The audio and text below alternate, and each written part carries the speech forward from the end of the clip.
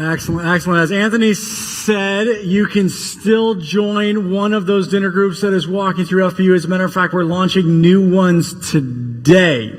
So you can walk out after the service to the FPU tables and they will get you plugged into that. For those of you who don't know, all of our dinner groups right now are walking through Financial Peace University, and we're coming to God as our Father and saying, okay, God, how do we follow you in this? How do we live the life that's truly life when it comes to our finances? And while our groups are doing that during the week, here on Sunday, we're building the foundation for that. And what I mean by that is this: our foundation for how we trust God when it comes to our finances, our foundation for how we engage God in that conversation is based on our relationship with Him. And this incredible relationship that He has said that we get to experience with Him. And so for the past couple of weeks, we've been unpacking that and looking at what it is that He's made possible in this personal relationship with Him. Because make no mistake about it, He's come to us and said, listen, there was a time when distance was necessary, but that time is over. And I want for you to be known by me, and I want to know you in a personal and intimate way. And I want you to know the fullness of who I am. We've been talking about how our God exists in three persons. In 2 Corinthians, it says, may the grace of the Lord Jesus Christ, you see, Jesus, the love of God, the Father, and the fellowship of the Holy Spirit be with you all. And God says, I want to have this incredibly personal relationship, but I want you to have it with the fullness of who I am. I want you to know the Father, and I want you to know Jesus, and I want you to know my Spirit. And there's unique ways in which we relate to each and every one of those. So last week we began to unpack the Father and the unique way that we relate to Him as our dad, and how He comes to us and says, listen, I want to adopt you as my child. And I want you to experience this relationship with me. And then today what I want to do is I want to build on that and look at something that we don't often talk about. As a matter of fact, I've only ever heard one person talk about this or teach on this. But it's the unique relationship that the Scriptures say that we get to have, or that we get to experience with Jesus. When I read this passage, it may make you a little bit uncomfortable. And I think that's one of the reasons why many people don't teach on this, because there's something about it that makes us a little bit uncomfortable. The passage is found in Hebrews chapter 2. And as God is speaking through the writer, He says this. He says, so now Jesus and the ones He makes holy have the same Father. He's talking about the family that He's invited us into. That is why Jesus, and this is where it gets crazy. It says, that is why Jesus is not ashamed to call them His brothers and sisters.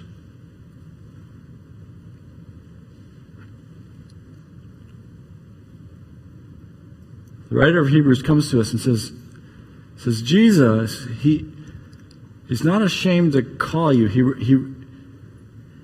There's this aspect of your relationship with Him that He looks at you as His brothers and sisters.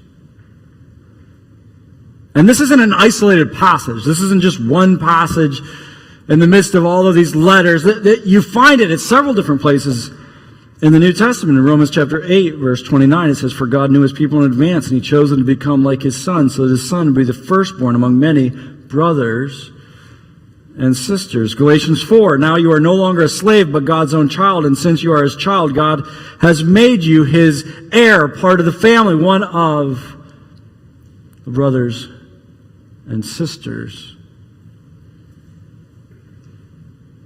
The Scriptures step into our lives and present us with a very unique relationship that we seem to be able to experience with Jesus.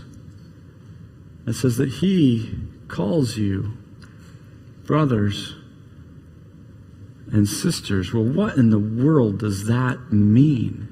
And I think part of what makes us uncomfortable in it is that when we talk about siblings, there's equality. And so if your brothers and sisters, you're equal. And make no mistake about it, when the scriptures come to us with this idea, it's not teaching you that you're equal with Jesus. It's not teaching that you're equal with God. You've been adopted into the family, but you're in no way going to become king. Meghan can marry Prince Harry, but she's never going to become queen. Some of you will figure out who I'm talking about a little later. You know who she is. I know you know who she is because you buy everything she wears. Literally sells out in a day. And the reality is you've been adopted into this family, but you're not equal with your brother. And yet the scriptures say that there's this aspect of our relationship with Jesus that is captured in this idea of a brother and a sister. What does that look like? Now, I don't know if you grew up with brothers or sisters. I don't know if you had any siblings, but the relationship that you have with siblings is very unique. I didn't grow up with brothers. I actually grew up with 3 younger sisters, which is why when Anna and I got married, I prayed and prayed and prayed and prayed and prayed and prayed for God to let me have boys. Because I watched what my sisters did to my dad, and I wanted no part of that.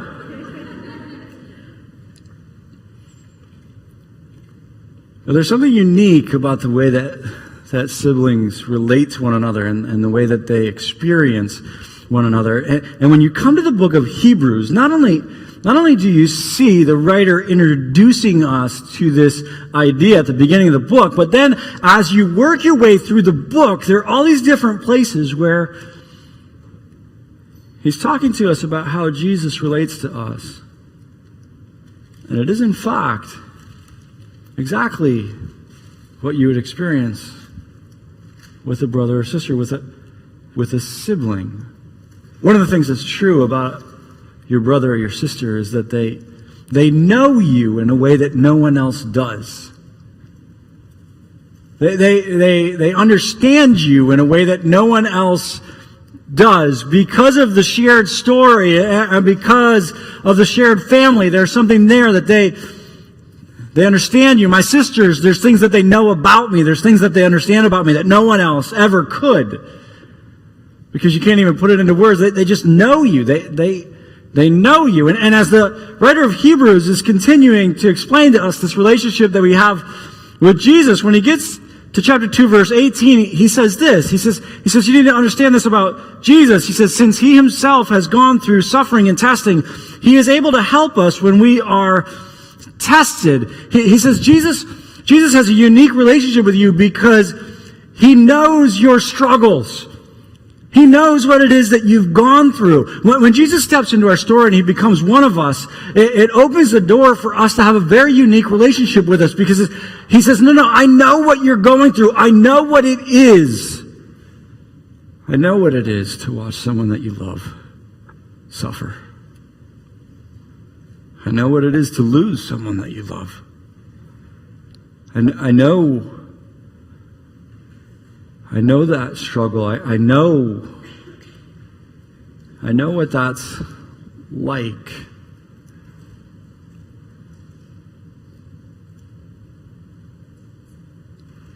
And the writer of Hebrews is saying, no, he's not ashamed to call you brother and sister. And when you look at how he relates to you, he understands you the way that a sibling would understand you. He understands you the way that a brother would understand you. As he continues, he calls us to another aspect that you would frequently see in a sibling. It's found in Hebrews chapter 4. Beginning of verse 15, it says, this high priest of ours understands our weaknesses, for he faced all of the same testings that we do, yet he did not sin. So let us come boldly to the throne of our gracious God. There we will receive his mercy, and we'll find grace to help us when we need it the most. He says, not only does he understand your struggles, but here's the thing. He knows your weaknesses. He understands your weaknesses. The way that a brother would understand. He understands your weaknesses. Now let me ask you something. Because from the beginning, I talked to you about the image that we have of God and how all of us, every single one of us, we have an image of God, of how God works and how God moves and how God relates to us. And we relate to Him based on that idea and based on that image. Let me ask you something. The image that you have of God,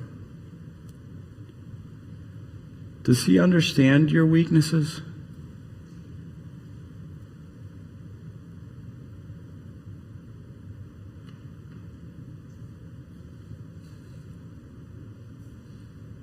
This verse challenges me at a deep level.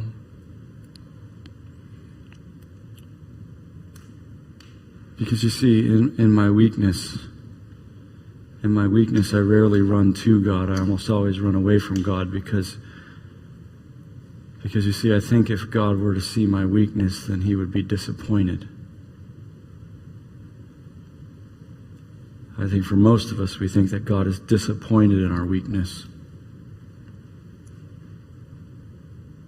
We think that we serve a God who's frustrated by our weakness. And so rather than bringing to Him our weakness, we hide it from Him. But this is a whole different way of understanding God. And I told some of you, I said, for some of you, you're literally going to have to take your entire idea of how God works as we walk through this, and you're going to throw it out. Because for some of you, you think that God is disappointed in your weakness. And yet Jesus comes to us and He says, no. I understand your weakness. And listen to what He says. Listen to what He says. He says, so let us come boldly to the throne of our gracious God. Let us come boldly because we got it right? No. Let us come boldly because we have it all together. Let us come boldly in our strength. No.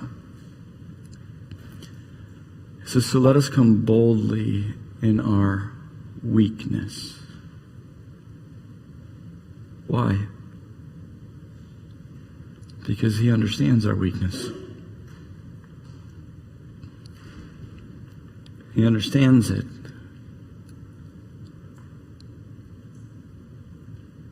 And so in our weakness, we can come boldly before Him. And listen to this last line. And we will find grace to help us when we need it most.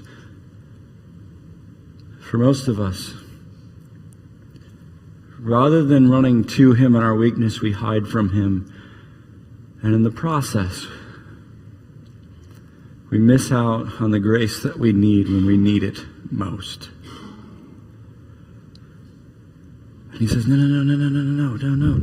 Inside of this family, you have this unique relationship with Jesus where He understands your weakness. He understands what it is that you're going through. He understands what it is that you're experiencing. He understands this. The way that a brother would.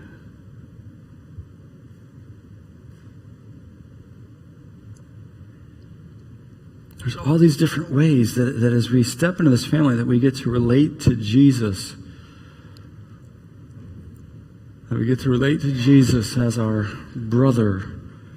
One of the other things that you experience as a sibling, especially if you have an older sibling, is that your siblings, they don't just understand you, they shape you. In a lot of different ways they shape you. I talk to my oldest about this all the time. I say, listen, Caden, you have to be careful because your brothers are watching you. They are watching you, and they are going to be shaped by what it is that you do, and they're going to be shaped by who it is that you are. I remember as an older brother growing up, and my younger sister, one of my younger sisters, I don't know what it was. She just wanted to destroy my parents. That was her main goal in life. I'm convinced of it to this day. She wanted to break them. And I remember being in situations, and you say, man, what if your sister listens to this? No, she knows it's true. She may be listening right now.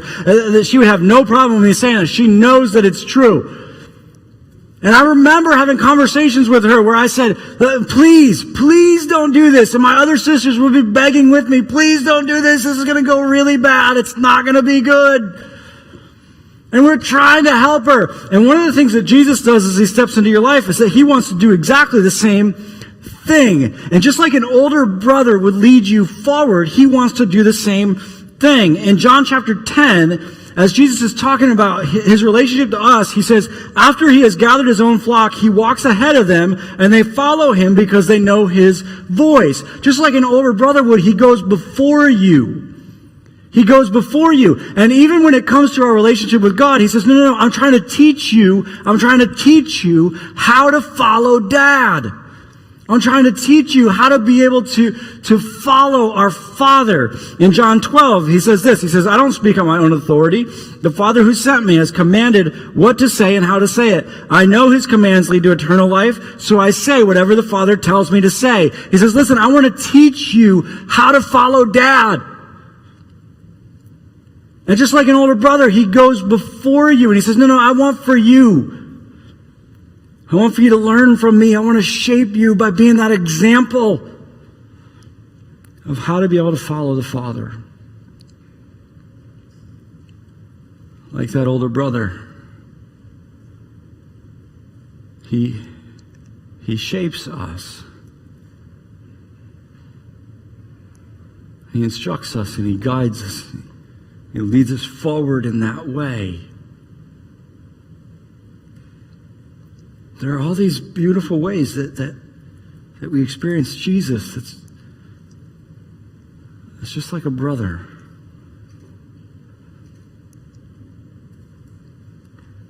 And when you look at the book of Hebrews, there's one more that you see.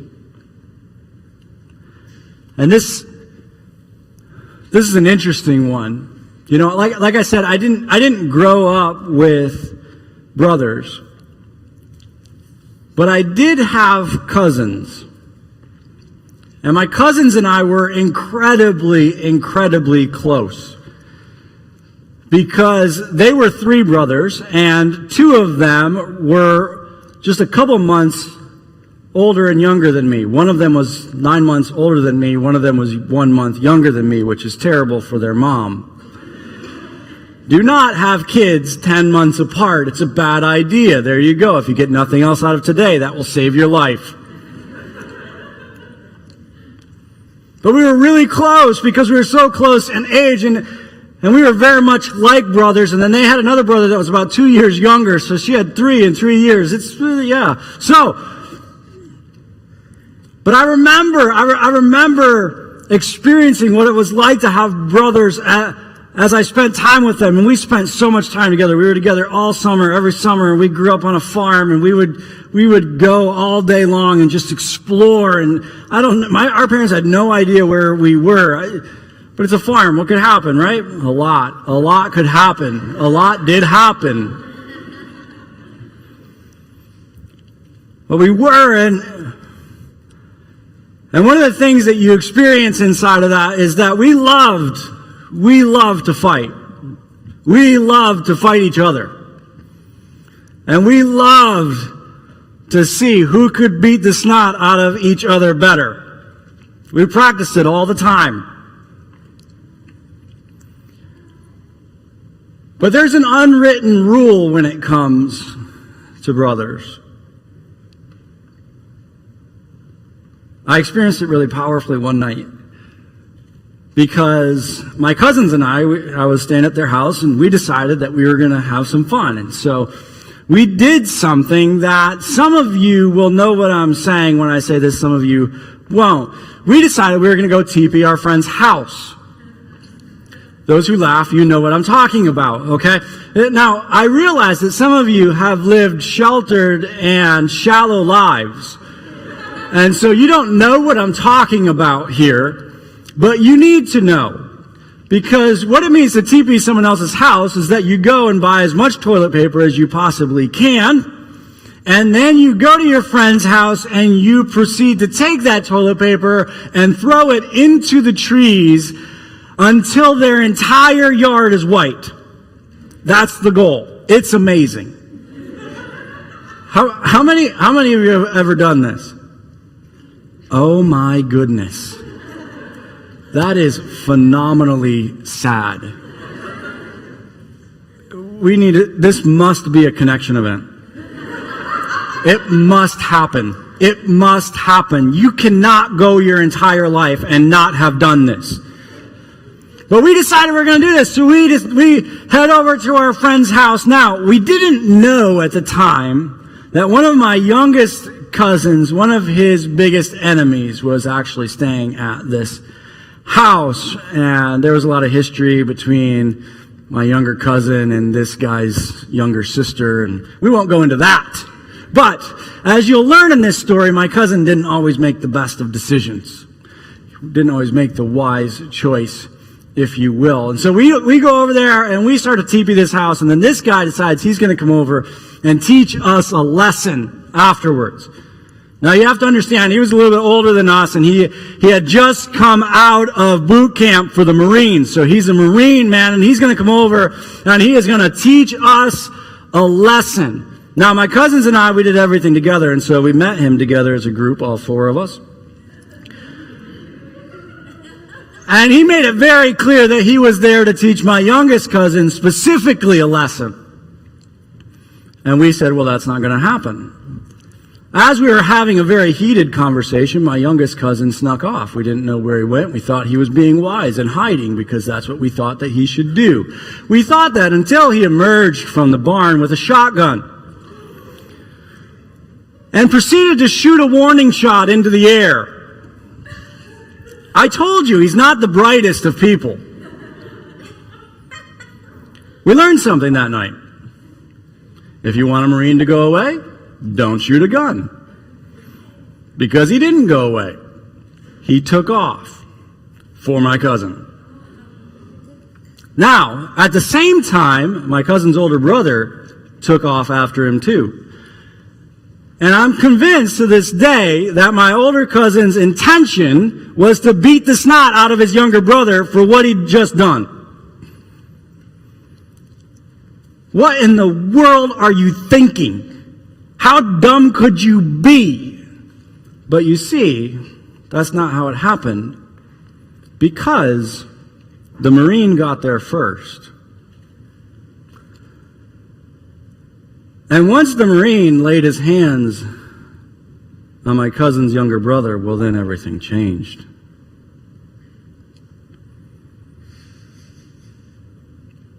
And by the end of it, I was having to peel my cousin off of that Marine. Because you see, there's an unwritten rule with brothers. You don't touch my brother.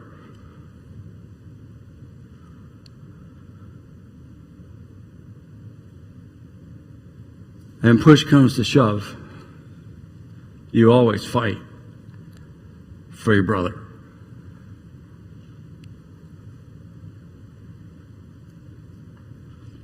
When you come to the book of Hebrews, it's interesting because it doesn't just say that he understands us. It doesn't just say that he knows our weaknesses. But there's another thing that it says that he does for us. Hebrews chapter 8 says, but now Jesus, our high priest, has been given a ministry that is far superior to the old priesthood, for he is the one who mediates for us a far better covenant with God based on better promises. The way that other passages say it is a little bit more intense. So listen to what it says in 1 John. It says, my dear children, I'm writing this to you so that you will not sin, but if anyone does sin, we have an advocate who pleads our case before the Father. He is Jesus Christ, the one who is truly righteous. Even more intense, Romans chapter 8, who then will condemn us? No one. For Christ Jesus has died for us and was raised to life for us, and he is sitting in the place of honor at God's right hand, pleading for us. In every single one of these passages, the author is trying to help us understand, and the writer is trying to help us understand, no, you need to understand this about Jesus. He fights for you.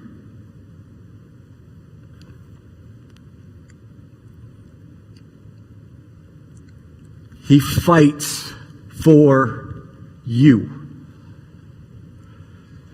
And I love the way he captures it in this passage in Romans, because he says, who is it that could condemn us? Absolutely no one. Why? Because we have a brother who fights for us. Let me tell you something. When I was younger, I could go anywhere and do anything with my cousins, and I was never afraid. When you begin to grasp the reality that the one who gave his life for you on that cross and then walked out of that tomb fights for you, you won't be afraid anymore either. And it doesn't matter what comes against you, and it doesn't matter who comes against you, and it doesn't matter what the circumstance is. Why? Because I have a brother who fights for me.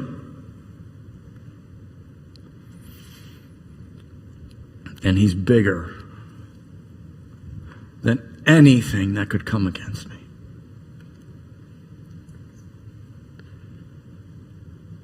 He fights for you.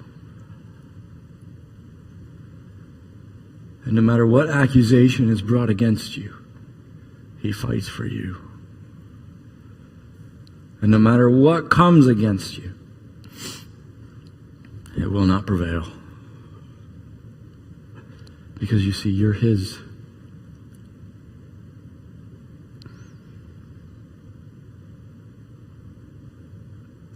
Jesus has stepped into our lives. And he's invited us. Listen.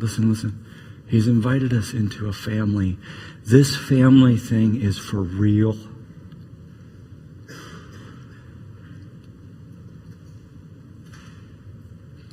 He's invited us into this family for us to be able to experience the Father as our dad.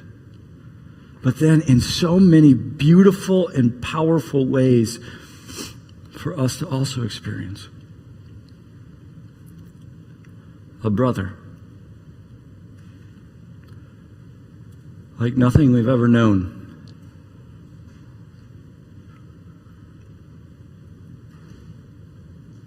A brother who understands us the way we've always longed to be understood. A brother who knows our weaknesses. A brother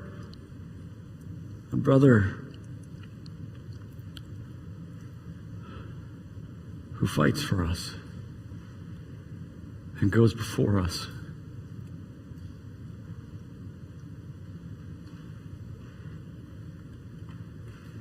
I'll take you back again to Revelation chapter 3, verse 20. Look, I stand at the door and knock. If you hear my voice and open the door, I will come in and we will share a meal together as friends. God is standing at the doorway of your life and he's knocking. And I love the way this is portrayed, because you see, the only thing that will keep you from experiencing it is if you continue to believe the lies that you've heard about him.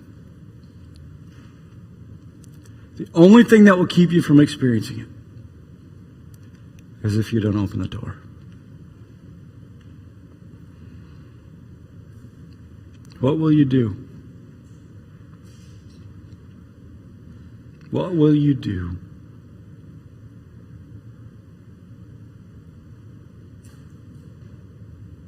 Will you open the door today and experience the family? And truly experience the family you've always longed for? Will you pray with me? Father, I thank you that we get the opportunity to be part of your family. What an amazing thing that we get to experience you as our dad, but then as we come together today to understand the fact that you You care for us as a brother in all of these unique ways. Father, this is so far from what we previously believed about you. Father, I pray that today, for every single person in this room, for every single person watching online, I pray that today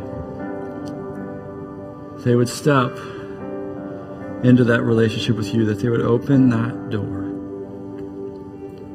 and realize that this family thing is for real.